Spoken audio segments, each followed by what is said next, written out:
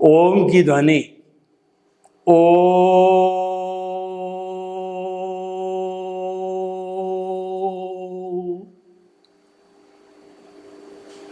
ओ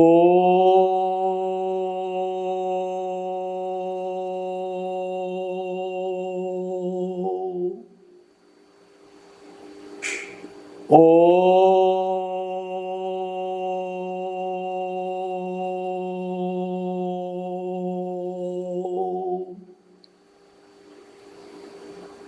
अरम की ध्वनि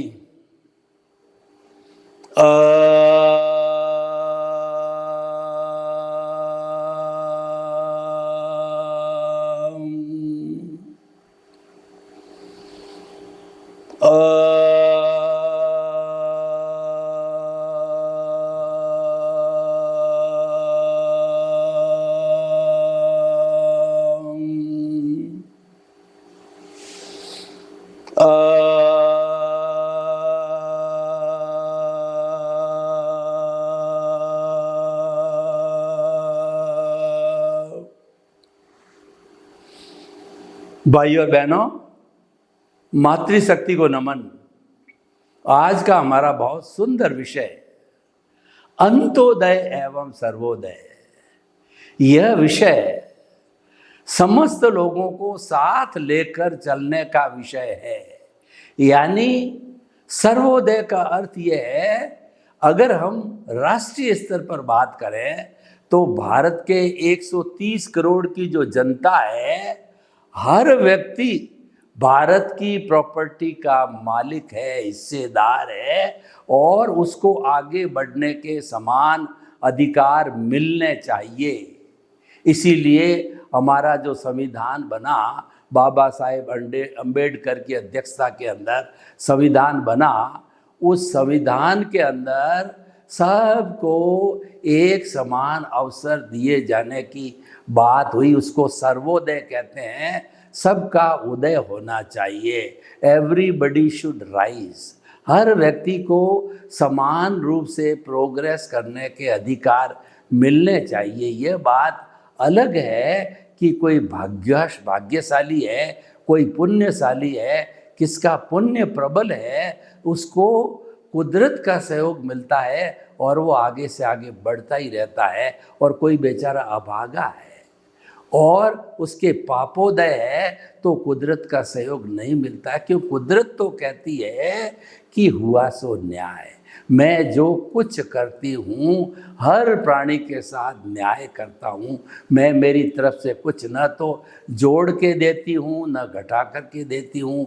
जो आपके उपादान में है, जो विधाता ने लेख लिख दिए हैं, जो आपकी स्क्रिप्ट के अंदर, जो आपकी फिल्म के अंदर आपके मन वचन काया की जो बैटरी डिस्चार्ज हो रही है, उसमें जो लिखा हुआ है वही मैं देने के लिए मात्र संजोग जुटाती हूँ। लेना देना आपका अपने उपादान के अनुसार होता है, लेकिन जो है वो आप जो है वो मेरा काम संजोग जुटाने का है। तो भाई और बहनों, हमारी संस्कृति यह है कि सबका उदय होना चाहिए, सबका भला होना चाहिए, सबका विकास होना चाहिए। सर्वे भवन्तु सुखिनः सर्वे सन्तु निरामया। लोग के जीवों को सुख मिले, शांति मिले, आनंद मिले, प्रेम मिले, सौहार्द मिले और सभी हम हिलमिल करके शांतिपूर्ण सहवास करें और धरती पर स्वर्ग को उतार लाएं। यानी सभी के साथ में समानता का व्यवहार होना चाहिए, किसी के साथ अन्याय नहीं होना चाहिए। ये बात जुदी है कि उसका भाग्य किसी को कम देता है, ज़्यादा देता है, वो बात तो अपने अपने कर्मों के अधीन होती है। तो भाई और बहनों, सर्वोदय करने के लिए हम क्या करें? सर्वोदय करने के लिए सबसे पहला हमको जीवन का एक सिद्धांत बनाना पड़ेगा। मैं किसी को सुख न दे सकूं तो कम से कम किसी को दुख न दूं। अगर हर व्यक्ति इस दृष्टिकोण से देखना चालू करे कि मेरे द्वारा किंचित मात्र भी किसी को कष्ट नहीं होना चाहिए, तो कोई व्यक्ति दुखी हो ही नहीं सकता। आजकल व्यक्ति दुखी क्यों है कि लोग उसको प्रताड़ना देते हैं, लोग अपने लोभ लालच के वशीभूत किसी को षड्यंत्र के अंदर डालते हैं, किसी के साथ धोखाधड़ी करते हैं, किसी के साथ छल कपट करके और व्यक्ति को विवश करते हैं दुखी होने के लिए। भाई और बहनों, यह मानव मानव के बीच में बहुत चल रहा है, जबकि दूसरी जो हमारी जो गतियां कहिए या दूसरे प्राणी हैं वो एक दूसरे का इतना अहित नहीं करते हैं। यह बात दूसरी है। एक वाइल्ड एनिमल है, उसको भूख लग गई तो वो अपने छोटे प्राणी को खा लेता है, यहाँ तक तो बात ठीक है। लेकिन मानव जो है वो चारों तरफ से इस सृष्टि माँ का दोहन कर रहा है, चारों तरफ से लोभ के वशीभूत अपना घर भर रहा है। उसको ये पता नहीं यही मेरे दुख का कारण बनेगा। और लोभ है, ऐसा कहा जाता है कि लोभ गला कटाता है, यानी कि ज़्यादा लोभ करने वाले जो है उनकी दुर्गति होती है। तो भाई और बहनों, हम सर्वोदय में विश्वास करेंगे तो हम किसी के साथ अन्याय नहीं करेंगे और ऑटोमेटिकली हम simple living and high thinking की बात करेंगे कि जो है सादा जीवन उच्च विचार। ऐसा नहीं कि मैं तो बड़ी बड़ी अटालिकाओं के अंदर जो है ऐशो आराम करता रहूं और जो है लोगों को दुख देता रहूं, लोगों को चूसता रहूं, लोगों के प्रति झूठे कागज बनाऊं, लोगों पर केस चला करके और मैं मेरा बेनिफिट निकाल दूं। यह बात दूसरी है। किसी को भाग्योदय से पुण्योदय से अटालिका मिलती है और किसको पापोदय से अपने दुख के कारणों से पाप के उदय से जो है वो झुग्गी झोंपड़ी मिलती है, वो बात दूसरी है। लेकिन प्रश्न ये है कि जो है हम चलाकर किसी के साथ बुरा ना करें और हो सके जितना दूसरे का सहयोग करें। नहीं सहयोग कर सकते हैं तो कम से कम किसी को तकलीफ तो न दें, ऐसा हमारे को चिंतन करना पड़ेगा। और ऐसा हम चिंतन कर लेंगे तो किसी को कोई तकलीफ आने की नहीं है, क्योंकि हमारा जो समाज है ये परस्पर गुरु जीवानाम के सिद्धांत के ऊपर आधारित होता है। एक दूसरे को सहयोग देना और एक दूसरे से सहयोग लेना, गिव एंड टेक का फॉर्मूला चलता है, उससे हमारी लाइफ बहुत इजी हो जाती है। लेकिन क्वेश्चन ये है कि व्यक्ति को अपनी सीमा से बाहर नहीं आना चाहिए, उसको अनुशासन के अंदर रहना चाहिए, उसको लक्ष्मण रेखा के भीतर रहना चाहिए। उसके बाहर आ जाएगा तो विनाश हो जाएगा। नीड की पूर्ति करना उसकी ड्यूटी है, वो जायज़ है। और नीड की पूर्ति नहीं करता है तो एक संसारी व्यक्ति कायर है, वह पीठ दिखा करके भाग रहा है। ऐसे व्यक्ति को कोई लाइक भी नहीं करता है। लेकिन आपकी नीड पूरी हो गई तो साईं इतना दीजिए और जामे कुटुंब समाए, मैं भी भूखा नहीं रहूं और साधु न भूखा जाए। हे प्रभु, हे ईश्वर, हे भगवान, मुझे इतना देना कि न तो मैं भूखा रहूं न मेरा परिवार भूखा रहे, और अतिथि देवो भव, जिसके आने की कोई तिथि नहीं है उसकी सेवा करूं, मैं हाथ का उत्तर दे सकूं। कोई मुझे सहयोग मांगने आवे तो मेरा हाथ यूं रहना चाहिए, मैं मुंह का जवाब नहीं दूं, हाथ का जवाब दूं। कहने का अर्थ ये हुआ, हमें जो है दूसरे के हितों की रक्षा करनी चाहिए, दूसरे के बारे में चिंतन करना चाहिए। देखिए, तीन तरह की चेतना होती है। एक तो स्वार्थ की चेतना होती है जिसको हम बहिर आत्मा कहते हैं। वो क्या सोचती है कि मैंने पिया, मेरे बैल ने पिया, कुआं डहे तो डहे। यानी कि पुराने ज़माने के अंदर चरस के माध्यम से एवड़ों को पानी पिलाया जाता था, उसकी एवड़ ने पानी पी लिया, उसने खुद ने पी लिया, अब चल दिया और वो कहता है कुआं डहे तो डहे। क्यों भाई, तुम्हारे पीछे आने वाले लोग भी बहुत है पीने वाले, तो तुम दुर्भावना क्यों कर रहे हो? तो दुर्भावना को मन से निकालना चाहिए। मेरा घर, मेरा परिवार, मेरी धन, मेरी दौलत, मेरी पद प्रतिष्ठा, मेरे रिश्ते नाते जो है उसके अंदर ही मशगूल रहता है, मैं मेरा के दायरे से बाहर नहीं जाता। इसीलिए हमारे धार्मिक ग्रंथों ने मैं मेरा को अज्ञान कहा है। आई जो प्योर सोल है उसके साथ में माई, मैं मेरा अज्ञान जुड़ जाता है तो वह प्योर सोल बॉन्डेड हो जाती है, इक्वल टू बॉन्डेड सोल। और आई है जो बॉन्डेड सोल है, उसमें से माई मतलब मैं और मेरा निकाल दो, उसमें से अज्ञान निकाल दो तो प्योर सोल बन जाती है।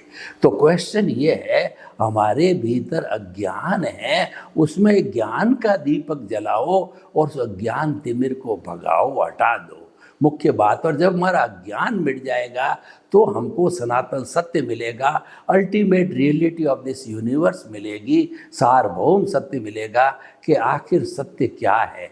आखिर सत्य वसुधैव कुटुंबकम है कि हम सभी एक ही वसुधा माँ की संतान है, वासुदेव की संतान है। इसीलिए हम भाई भाई है, हमको भाईचारा के साथ में भ्रातृत्व भाव से रहना चाहिए और हम सब हिल मिल करके सुखी जीवन की स्थापना करें, सभी सुखी रहें।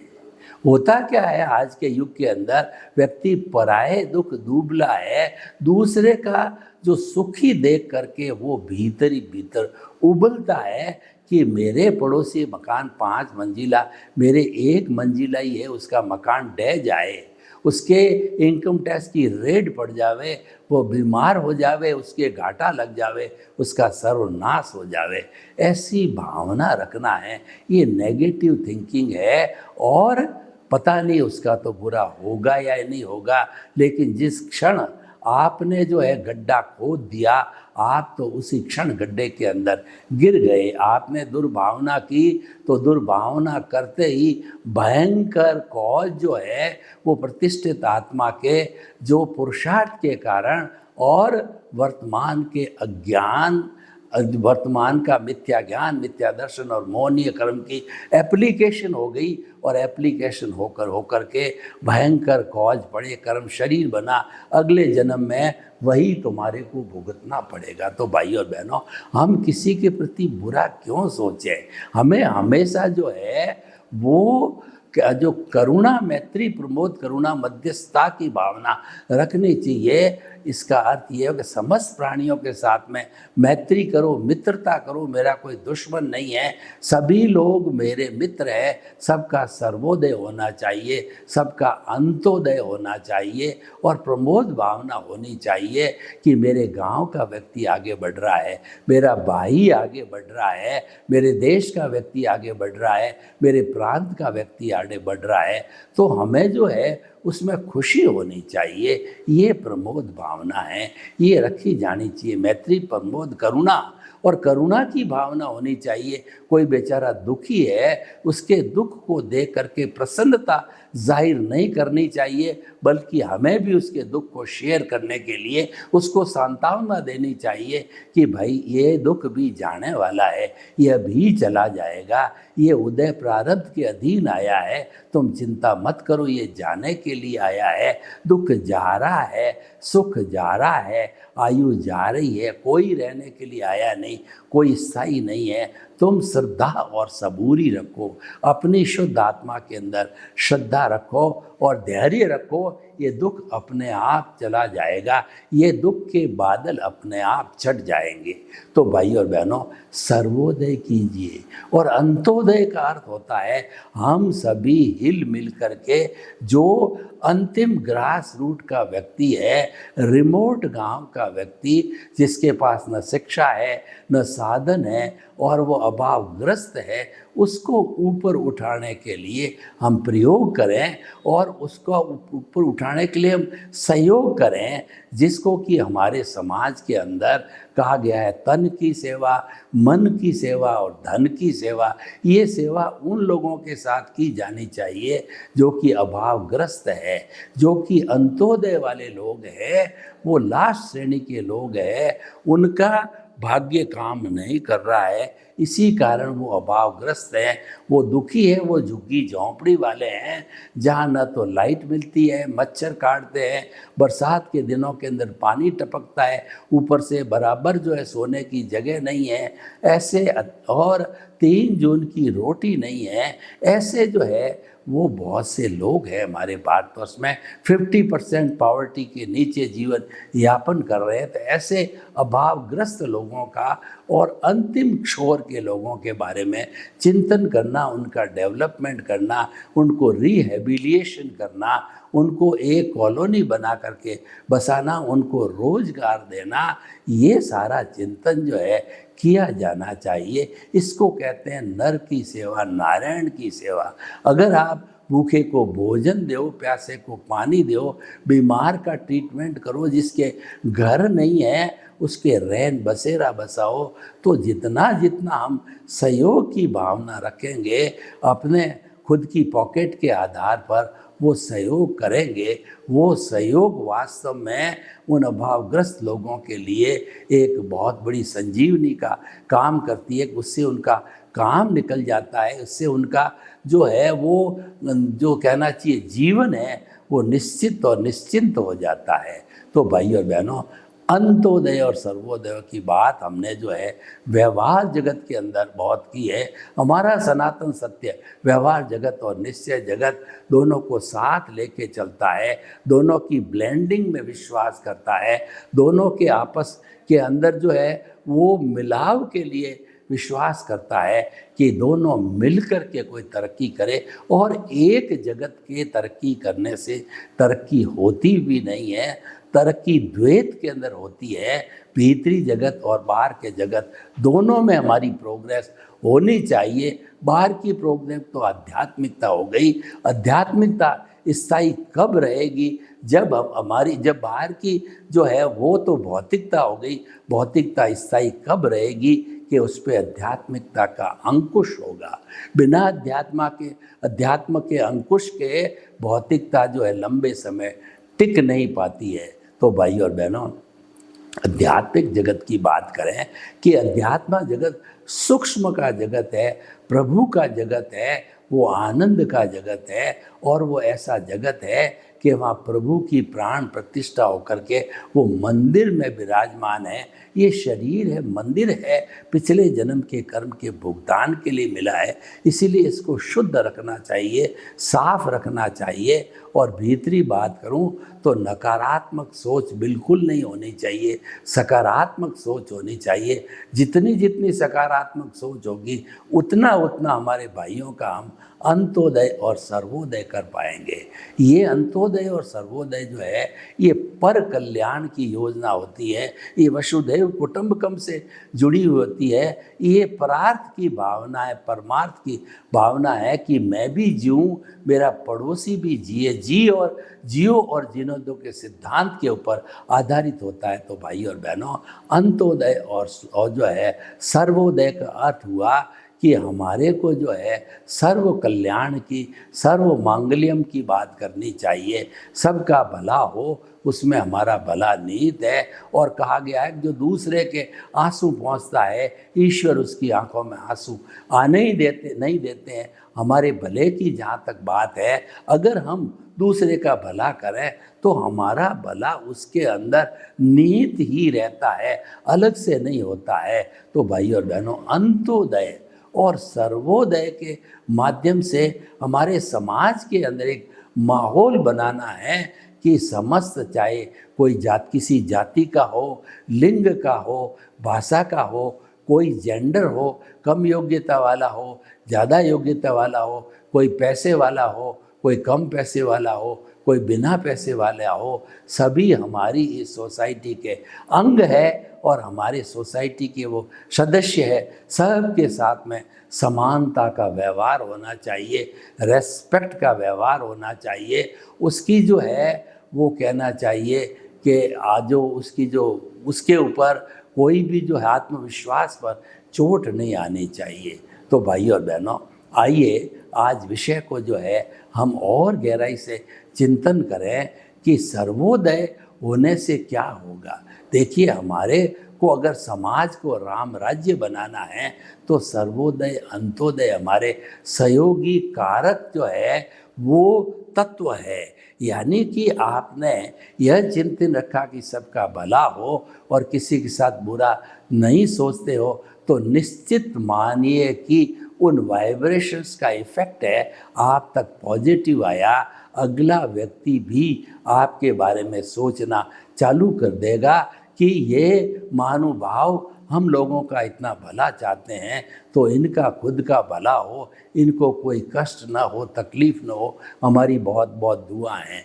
यानी गिव एंड टेक के फॉर्मूले के अंदर हम किसी का उपकार करते हैं तो बदले में वो और कुछ बड़ा करके उपकार करता है। तो भाई और बहनों, ये सज्जनता है।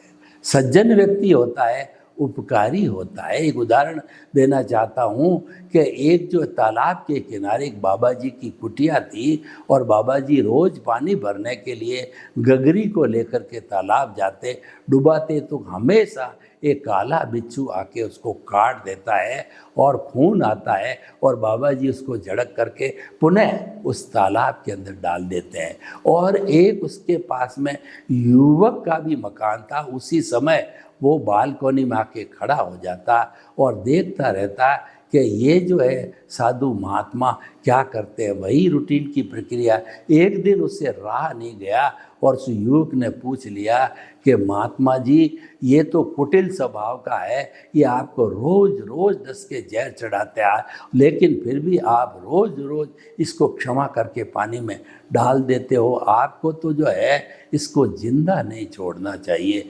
तो स्वामी जी ने बहुत सुंदर जवाब दिया कि ये अपनी सज्जनता, ये अपनी दुर्जनता नहीं छोड़ता है तो मैं मेरी सज्जनता को क्यों छोड़ूं, क्योंकि सज्जनता मेरा गुण है, लक्षण है, जैसे दुर्जनता इसका गुण और लक्षण है। तो भाई और बहनों, हमारे जो गुण और लक्षण है उसकी डेवलपमेंट करते रहना चाहिए। भीतरी जगत के अंदर मुख्य स्थान होता है वो ज्ञान दर्शन वाला, ज्ञान दर्शन का होता है। कहा भी गया है कि मैं सच्चिदानंद हूँ, मेरा स्वरूप सच्चिदानंद का है। सत का मतलब अविनाशी है और चित्त का मतलब मैं ज्ञान दर्शन वाला हूँ। यानी मेरा अस्तित्व है, ऑन्टोलॉजी है, वो ज्ञान दर्शन वाली है और वह सम्यक ज्ञान सम्यक दर्शन है। तो इसीलिए हम अगर ये बराबर चिंतन करते रहे कि हम कौन हैं, तो हमें जो है वो जो भीतर चिंतन करने में लग जाएंगे तो हमें अपने आप ही रास्ता मिल जाएगा कि हमारा अस्तित्व जो है, सबके अस्तित्व में हमें किसी भी प्राणी के अस्तित्व को नकारना नहीं चाहिए। अगर हम किसी प्राणी के अस्तित्व को नकारते हैं तभी उसकी हिंसा करते हैं, और अस्तित्व को नकारने का अर्थ हुआ कि हम अपने आप भी अपने अस्तित्व को नकार रहे हैं। कोई पर हम मानते हैं कि फला व्यक्ति में आत्मा नहीं है, उसके अस्तित्व को नकारा तो आप खुद नकारात्मक भाव के हो जाओगे और आपका आत्मविश्वास टूट जाएगा कि मैं मन वचन काया से मुक्त, ऐसा मैं शुद्ध आत्मा हूँ, मैं शुद्ध आत्मा हूँ। मन वचन काया कुदरती रचना है और मन वचन काया कुदरती रचना से मुक्त, ऐसा मैं शुद्ध आत्मा हूँ। ये जो है चतुरंगी फॉर्मूला कब लगता है कि जब हम जो है वो अपने आप का परिचय करते हैं, पहचान करते हैं और लोगों को भला जो लगे वैसा कार्य करने की कोशिश करते हैं। हम सर्वोदय और अंत्योदय की बात करते हैं।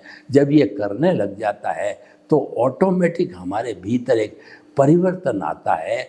और अगर हमारा भाग्योदय छलांग मारता है और इस जन्म में हमारे को पूर्व के जन्मों से जो कुछ अतिरिक्त जो है जो ज्ञान प्राप्त करने का अगर हमारा उदय प्रारब्ध है तो हमारे को कुदरत सहयोग देती है और ज्ञानी पुरुष आते हैं और जो कहना चाहिए सद्गुरु आते हैं, वो हमारे को एनलाइटनमेंट देते हैं, वो हमारे को शक्ति देते हैं, ज्ञान देते हैं और हमारे को एहसास करा देते हैं कि तुम मन वचन काया से मुक्त ऐसे शुद्ध आत्मा हो। इस तरीके का वो चिंतन हमको करा करके और शुद्ध आत्मा स्वरूप का जो है स्पर्श कराते हैं।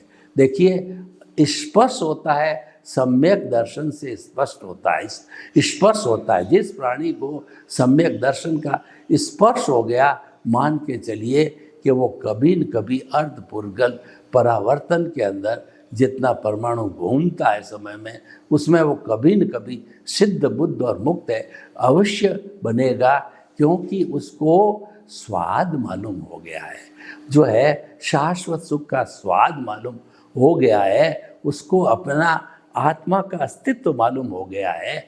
आत्मा के अस्तित्व में वो स्वाद है कि उसकी अनुभूति चालू हो जाए तो व्यक्ति बाहर के सब तरह के स्वादों को, जो भौतिक स्वाद है वो भूलता जाता है और पुनः जो है वो अपने भीतर जा कर के और जो सुख का धाम है उससे करके उसमें लीन हो जाता है और धीरे धीरे शाश्वत सुख को प्राप्त कर लेता है। तो भाई और बहनों, अंत्योदय सूर्योदय, अंत्योदय और जो है वो सबका भला हो, सर्वोदय है, ये सूत्र हमारी भारतीय संस्कृति के हमको खूब अच्छी तरह से सिखाते हैं ताकि हमारा डेवलपमेंट होता रहे। सर्वे भवन्तु सुखिनः, सर्वे सन्तु निरामया।